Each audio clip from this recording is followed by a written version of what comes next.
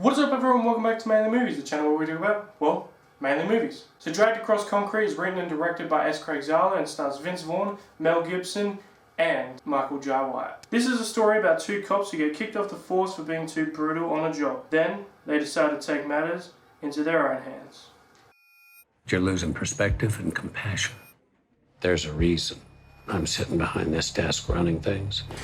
Now, I enjoy the previous two films that Graig Zahler written and directed. He's also done some novels and written some other films, and I really enjoy his work. He doesn't keep away from not showing violence. He shows it all.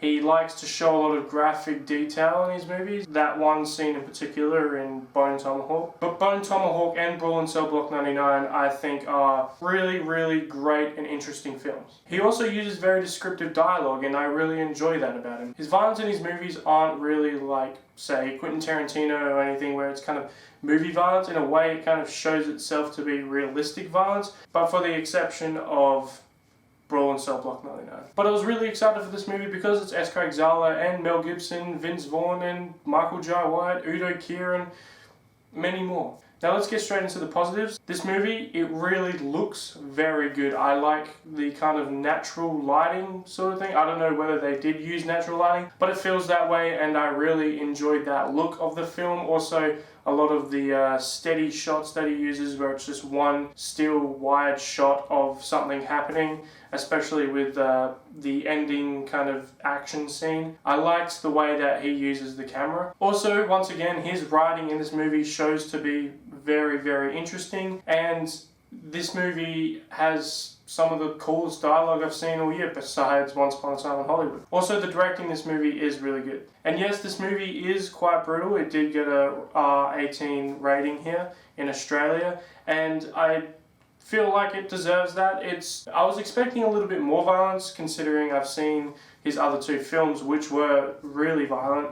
But this movie wasn't as violent as I thought it was going to be. But yes, it still had some gruesome scenes. First and third act of this movie were really enjoyable, but to get into the negatives, the second act really let me down with this film. The second act kind of is when they start taking matters into their own hands, and it becomes sort of a stakeout film, and they're just watching all this things unfold, and they got a camera, and they're just, you know, we're kind of in the car with them as they're staking out this whole situation.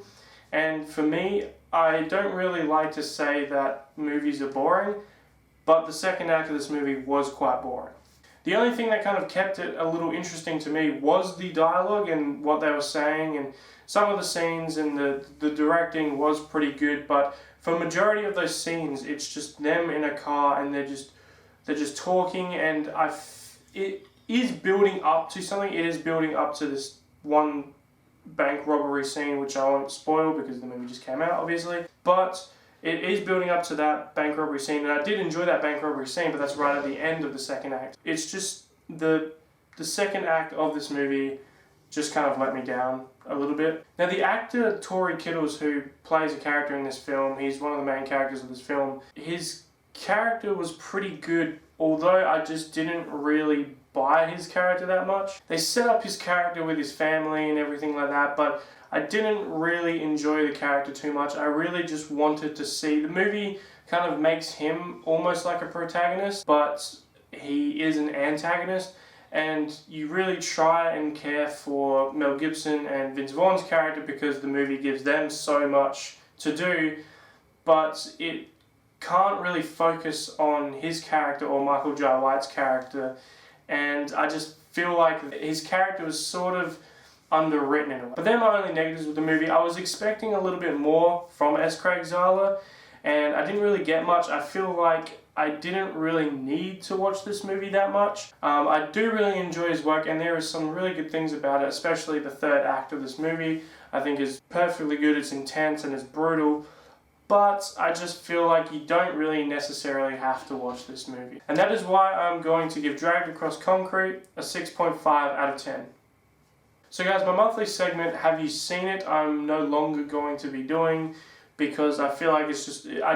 I don't really feel like doing it anymore, but I am going to be doing another monthly segment called Movie Talk, where basically I just discuss a topic, whether it be a director or whether it be, you know, a movie genre or whatever, and it's just a big long discussion about that, and hopefully I can get some people on and we can just have a movie discussion about genre, directors, or whatever. As well as a Is It Really That Bad review will be coming soon. I'm hopefully doing David Cronenberg's The Fly, or something else. I might see another movie that I reckon will be a blast to watch, and we can have a good time with that. But I really want to make another one of these videos, so stay tuned to the channel. Thank you guys for watching. If you did enjoy the video, please leave a like and subscribe, and I hope to see you guys in the next video. So guys, thank you for watching. I'll see you guys next time.